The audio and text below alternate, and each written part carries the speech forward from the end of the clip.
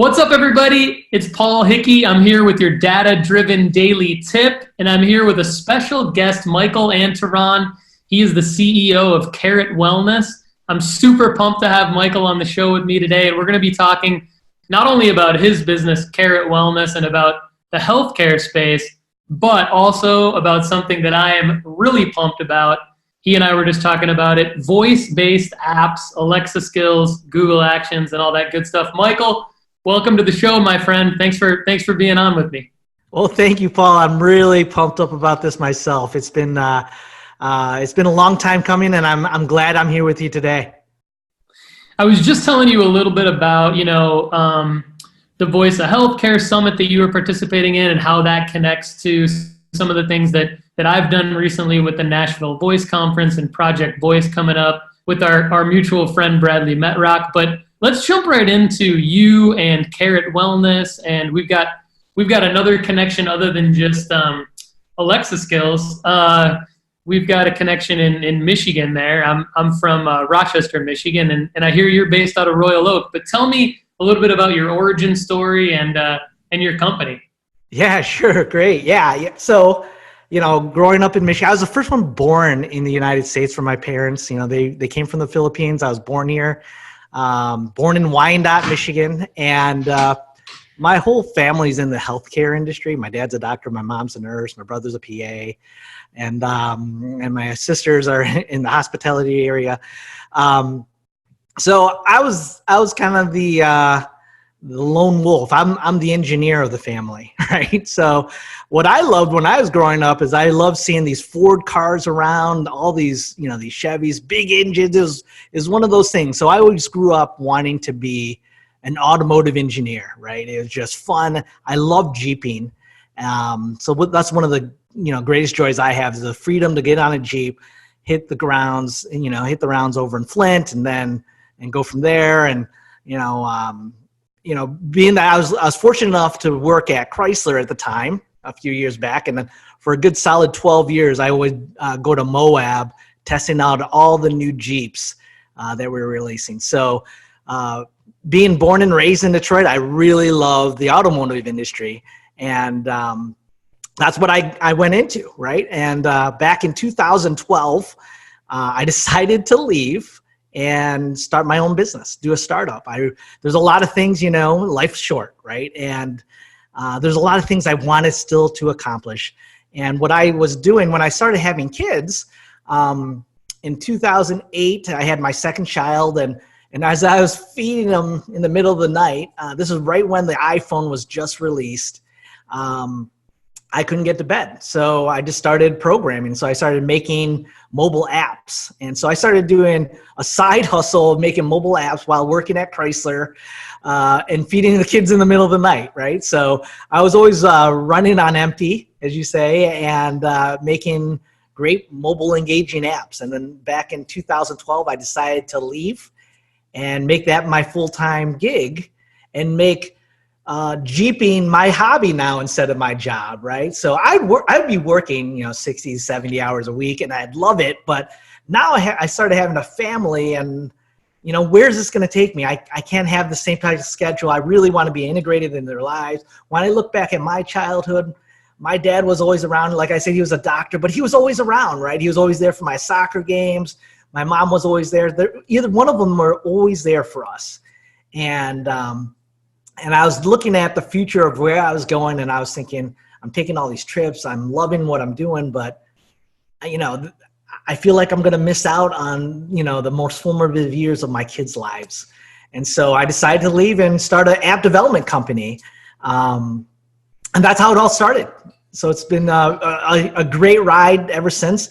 And now with the integration of voice, it's like a whole new, it's a second wind, right? To this new venture that I've had since 2012.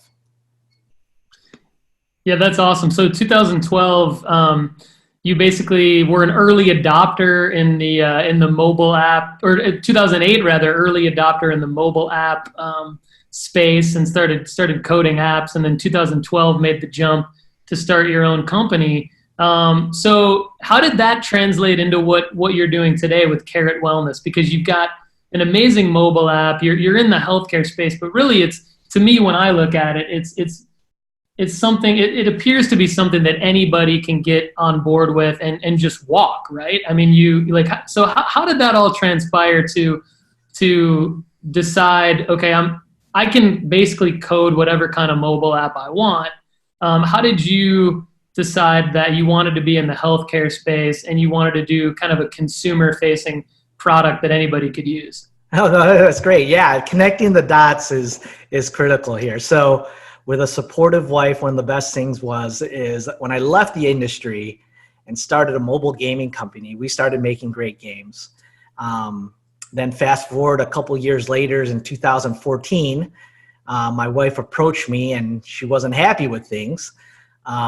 She was thrilled our mobile gaming company was doing well, but it was coming at a cost, right? She was concerned that we were contributing to an unhealthy behavior in society where people and kids were playing our games 1 or 2 hours a day, playing this tower defense game.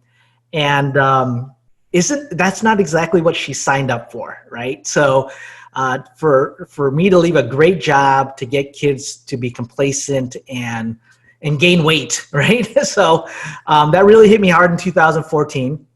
And at that time, as an engineer, I really wanted to address this. So the problem to me was, the problem is I'm getting kids to be fat. So how do I make sure they don't get fat? So what we did is we took all our games and we switched them from a pay-to-play model to a walk-to-play model. So you had to walk 1,000 steps to get your upgrade or your power up instead of paying us 99 cents.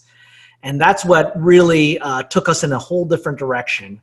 Fast forward, it took us a year to kind of change all our games to this new model. And that's when we caught the eye of one of our first clients, a health systems in Detroit. And what they said is, hey, can we use your game idea concept as a wellness program for our 25,000 employees? And I said, yeah, absolutely. So that happened in end of 2015, and we launched a pilot with them in 2016. And they gave us a challenge. They said, if we can get our best performing wellness program we've ever had was 4% participation. If you can get 8% participation in 6 months, then we'll sign a contract with you in January 2017. So we took it on. We took the gauntlet and we said, all right, let's see what we can do.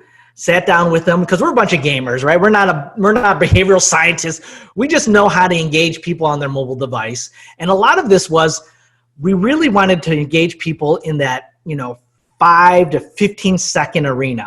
That's what mobile's all about. It's in your pockets. It's on the go.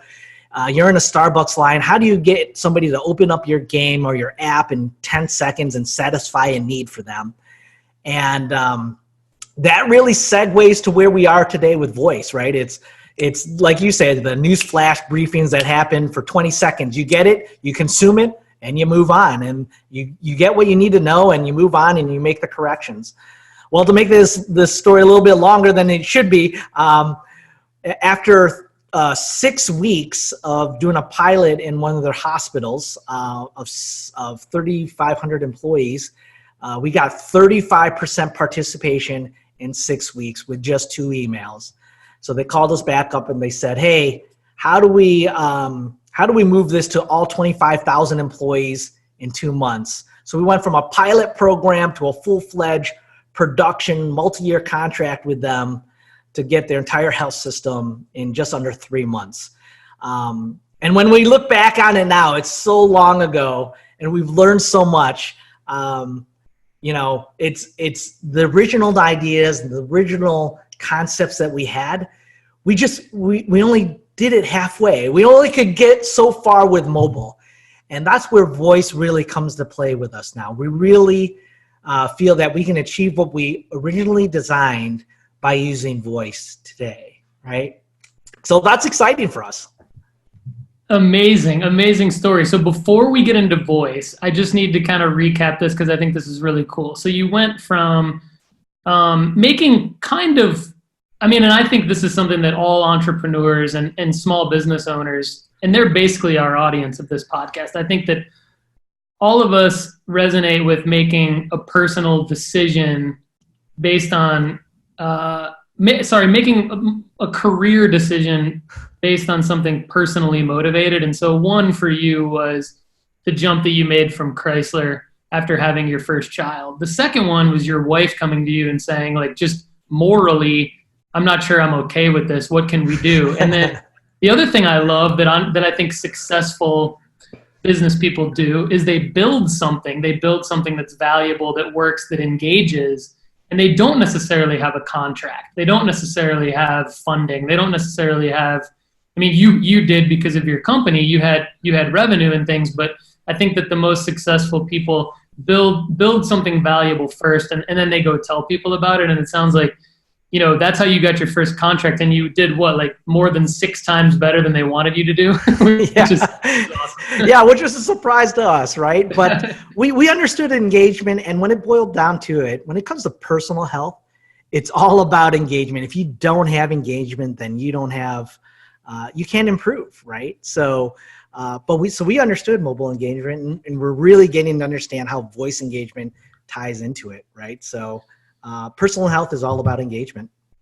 So there's carrot for participants, carrot for employers, and carrot for community right now. And so talk a little bit about just an overview of how the mobile app works for each of those segments, and then let's get into voice, because I really think that one of the things that I've tried to talk to everybody about, almost literally everyone I talk to, and that's the main reason why.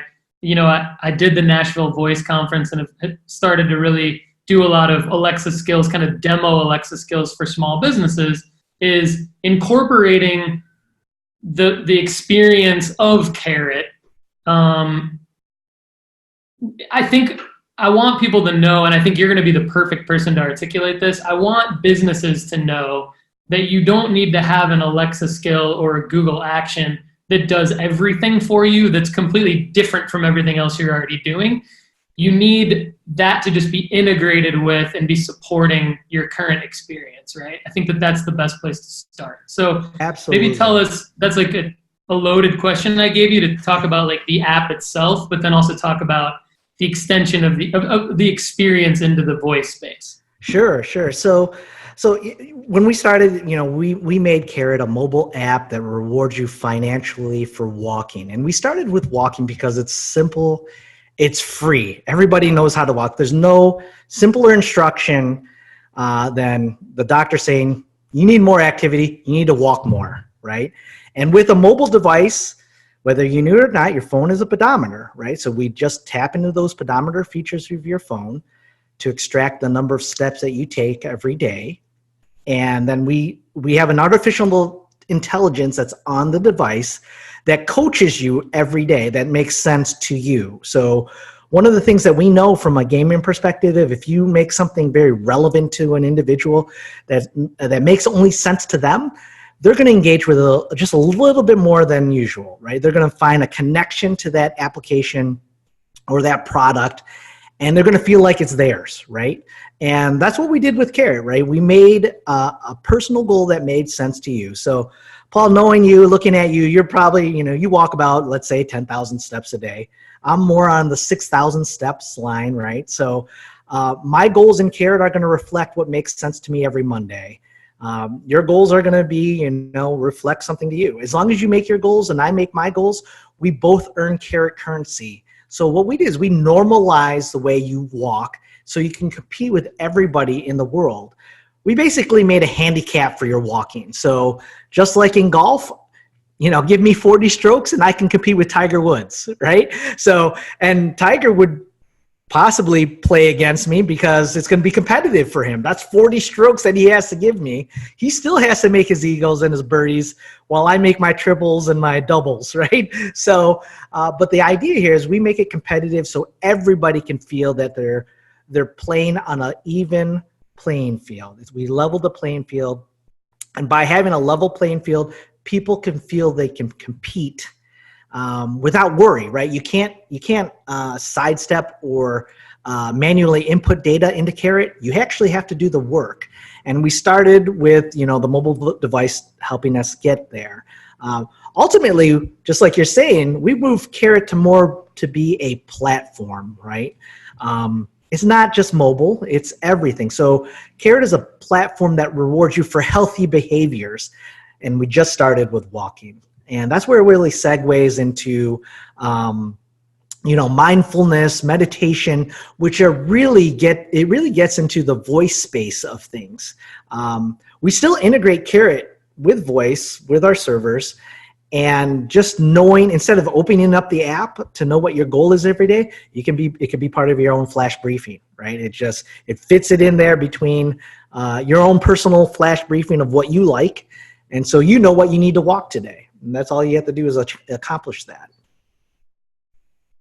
That's awesome. And you can also ask it about your rewards and your history, correct? So yeah. So you can ask about your rewards, your history. And it will dynamically adjust and provide the right information for you. So if you're on a 10-day streak of making your goal, then it will, the Carrot Alexa skill will tell you that, right? Is that you need to, you're currently on a 10-day streak, make it 11.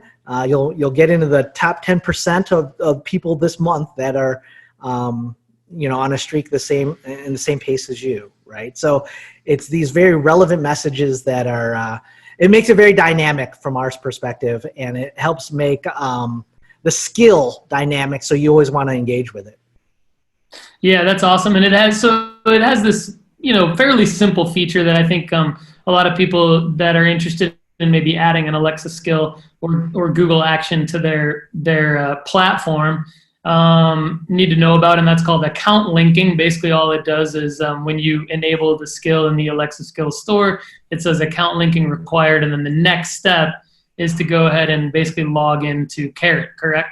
That's correct. Yeah, we leverage our existing login features so you can connect your account through voice. It's complemented through the mobile apps. That's how you link your accounts.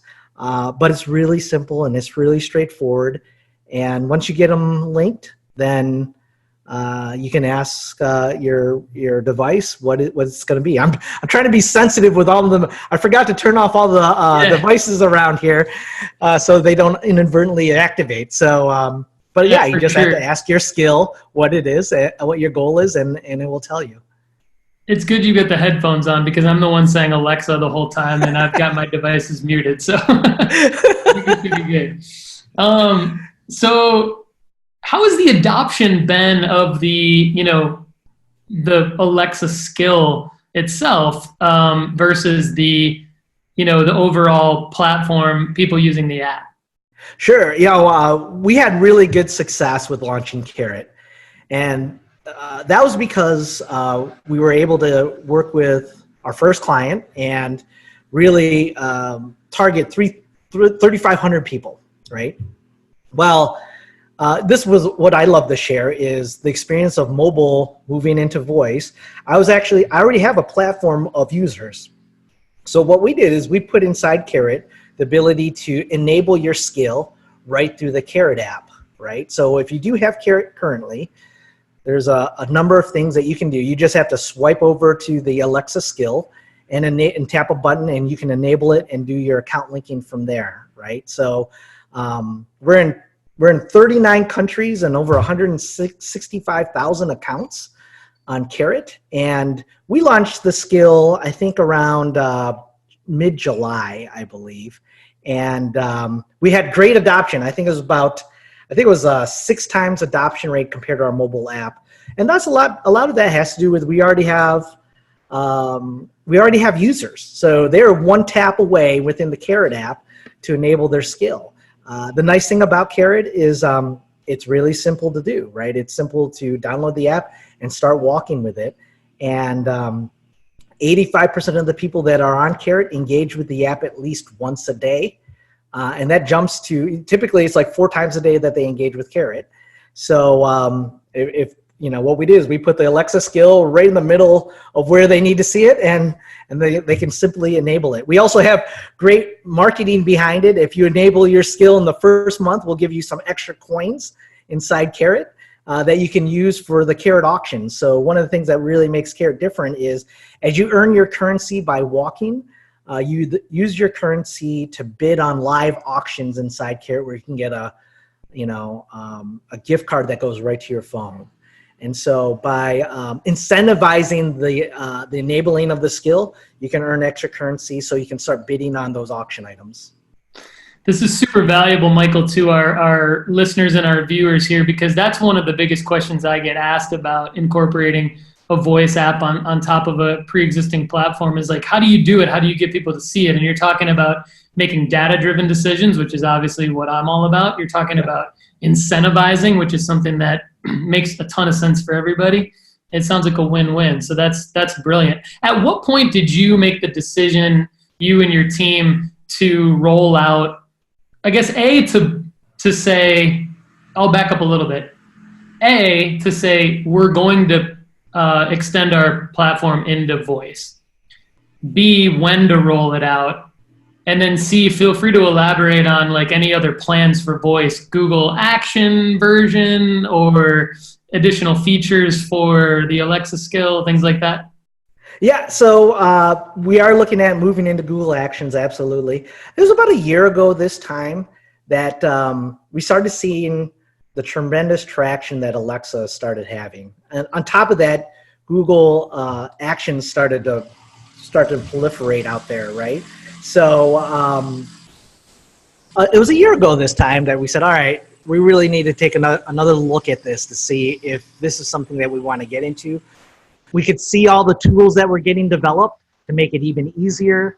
But they were, that's one of the things that we really wanted to make sure is we had the right tool set to move forward with this to, we're really resource constrained here. There are only 4 of us here. So whenever we make a decision as a team, we want to make sure that we're not going, halfway into it. We really want to dive full into it. And at the end of last year, of 2018, I was asked by the University of Michigan to teach their conversational AI course at Ann Arbor, which really kickstarted us to get into voice. Now it was sponsored by the Alexa Fund from Amazon, so that really helped us steer us in the right direction in terms of okay, what platform are we going to go on first?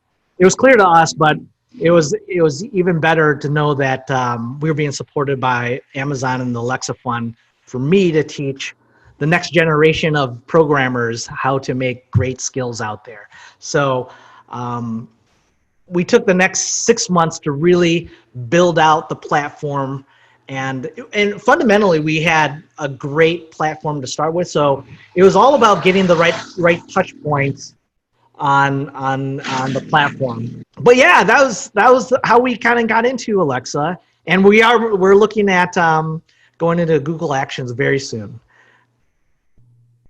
That's great. So another thing we talked about before we got into the podcast was your appearance at Harvard's Voice of Healthcare Summit. So you mentioned being able to teach the AI course at U of M. How did you get involved in July? When was the Voice of Healthcare Summit? I thought it was in August, this past August, correct? Yeah, it was August 5th and 6th. How did you get involved with that? It was August 5th and 6th, and it came out of a conversation while I was in Ann Arbor. And I tell you, the University of Michigan, unbelievable resources over there. Next thing you know, someone was recommended me to talk to Bradley, and I reached out to Bradley. Bradley was kind enough to look at what I was doing, and we had a short conversation, and I don't know if anything's really short with Bradley, but to me it was a short conversation. And next thing you know, he asked me to be part of the Voice of Healthcare Summit in August. So it gave me maybe a month and a half to 2 months to get prepared, but we were excited about it, and I was glad I was part of it. It was a great experience. Bradley and his team do a fantastic job of creating these great meetups over there, especially at Harvard Medical School. Yeah, Bradley Metrock, Score Publishing and Voice First FM. We got to give him a shout out. He's a mutual connection of Michael and I's, just for the listeners and viewers. He is basically, he's spearheaded this community, this Voice First community, and he does an amazing job of connecting with people, and he's just so helpful. He's got great events. The Project Voice is coming up in January 2020. I will be there. I'm excited to be there, and I'm not sure if Michael or anyone from Carrot's going to make it there, but it'd probably be a good one as you guys continue to build out your presence. Yeah, we're looking at getting over there. It's just a matter of the resources of getting over there. But yeah. I know how it is. We've got 9 people at Data Driven Design, so we're a small, scrappy team, just like you guys. But you can't do it all. But I think this community that you were talking about with Bradley, just a great group of people, and Michael, if there's anything people can do to experience Carrot, whether they're let's say B2B, it sounds like that was your first entry into turning this into like a very successful company. It sounds like B2B wise, there's an offering there. Do you want to talk about that a little bit? What can people do? Yeah, we started with a B2C play, and Okay. and then we quickly found out, just because it's kind of the chicken or the egg with the B2C, right? So we quickly found out with our first client, well, they have budgets for their employees to be healthy. So we quickly, shifted gears, did a pivot, and made it a B2B play. And we did that for about 2.5 years, and we started building out the B2C option, knowing what we've been learning from the B2B side. And what we were looking at is, like you're saying, the data showing how people interact with the app, at what times they are interacting. There's a number of people that are just fanatical about Carrot, right? And so you kind of take this group of fanatics out there, and then you get this group of they're just making their goal every day, they're improving, or they're making it half the time. And you guys kind of take that population of data to understand how do we make the right decisions on what features we need to implement, right? And so from that data that we got, we said, okay, hey, I think it's about time we do a B2C play. I think we have enough data to say this is what people really like about it, and we just really need to come up with features that support that type of activity. So a year ago this time, right, we started looking at that activity, and we had this great feature out there that we were talking about for about 1.5 years, and it was called Carrot Auctions, and we just released that at the end of January of this year. And if it wasn't for Carrot Auctions, we couldn't do a B2C play, because otherwise, we would have to get the right sponsorship to get the gift cards to motivate people to walk. And with Carrot Auctions is we don't have to have a huge amount of sponsorship. We can just leverage the relationships that we have now with different health systems. And they're tasked with a very simple, rule. In order to maintain their nonprofit status, any nonprofit hospital needs to identify the needs of their community and address them with programs or webinars or things in their community, right? So lunch and learns and those types of things. Well, all across the United States, the top 3 health concerns are diabetes, heart disease, and obesity, right? Those are like the top 3 things. And across the United States, the best thing to do, the first thing that people can do without getting any medication, is to start walking more to address these things. And so that created a B2C, a B2BC, what I call a business-to-business community program, where we were able to work with nonprofit hospitals and use our system to motivate people in their communities to walk more. And all of this is anonymous information, but what we do is we gather this anonymous information, and we provide them the data to show them that we're getting people to walk more by you providing the right rewards in those communities, those zip codes, to motivate those people to walk more. So it's been a tremendous road for us that we've been driving on, where we're starting to see the fruits of all our labor, come together right now. And so we put a lot of those rewards in the auctions, and it's all these different health systems that are giving us rewards and incentives to incentivize people in the areas. We're looking at rolling across 2 other states in the next 3 months, which is, one, we don't have any marketing material. This is all kind of word of mouth and, doing podcasts with like yourself, and it's just spreading organically. So this is really exciting for us. You guys have an amazing product, amazing offering. You're solving problems for people. You're bringing people together from a bunch of different areas that make a ton of sense. And I think it makes sense to me why you guys are growing so well at a really nice pace. And I hope this is the first of many conversations between you and I. I've really enjoyed our time together, and I appreciate your time. I think there's a ton of stuff that our listeners would be bored by that I want to talk to you about maybe sometime offline. But one final question I have for you. What advice would you give to businesses like yourself, business owners like yourself, that may have a platform about the voice version of their platform? What advice would you give them in terms of incorporating an Alexa skill or a Google action into their business? What I do is I would advise them to leverage what they have, right?